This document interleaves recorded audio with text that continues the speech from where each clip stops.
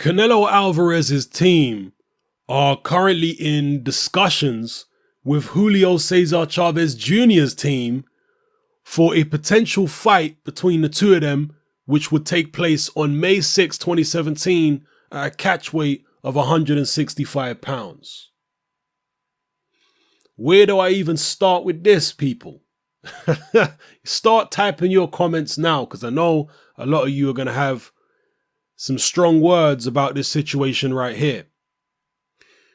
Here we have Canelo, who has been absolutely killing himself to fight 154 pounds. So much so that he's been fighting at Canelo weight, a catch weight of 155 for a very long time, right up until recently when he fought Liam Smith back down at 154 again.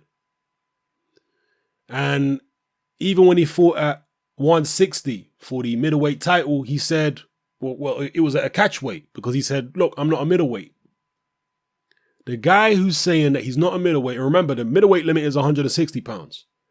He's constantly telling us he's not a middleweight, which is straight BS because he enters the ring over 170 pounds. So how the hell is this guy not a middleweight? And that's a fact, by the way. He's been weighed on the day of several of his fights, and he's been over 170 pounds. Austin Trout was one of those fights. I think even against Lara, over 170 pounds. The idea this guy's not a middleweight is ridiculous. So he's been telling us this all these years. And now we have talk of him fighting Chavez Jr. not at 160, at the middleweight limit, no. At 165, closer to super middleweight. Now, it remains to be seen if Chavez Jr. can even make 165 because he's huge himself, even bigger than Canelo. 165 would absolutely kill him. But he's with trainer Robert Garcia now, I believe. He's apparently rededicated himself, or maybe I should say dedicated himself for the first time. So maybe he'll be able to do the weight. But regardless, this story is more about Canelo than it is about Chavez, at least in my view.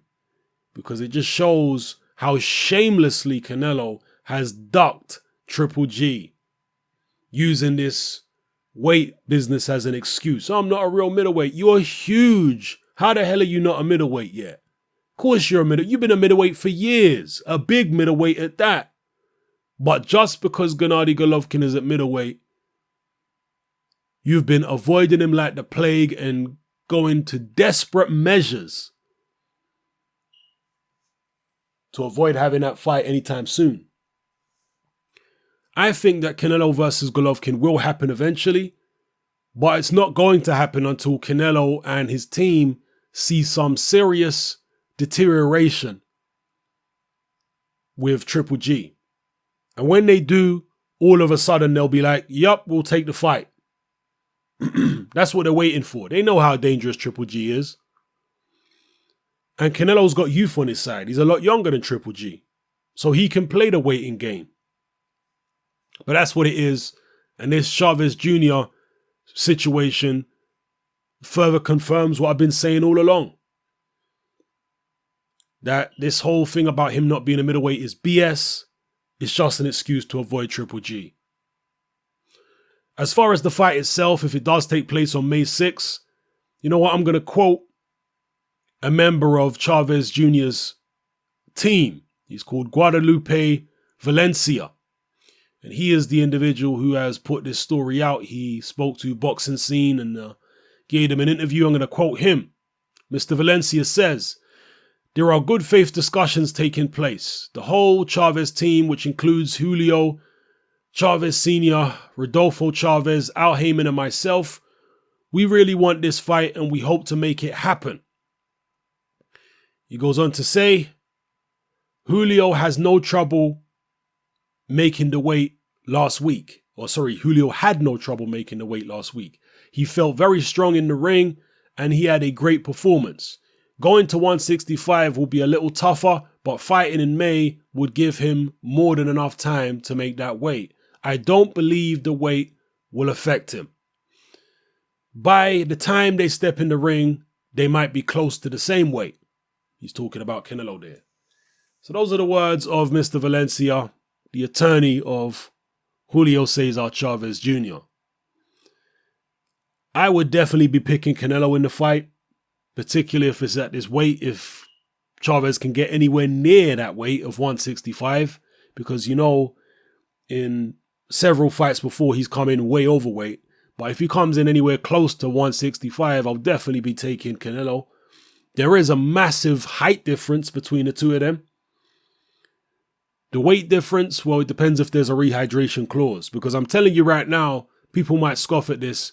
Julio Cesar Chavez Jr. is a cruiserweight.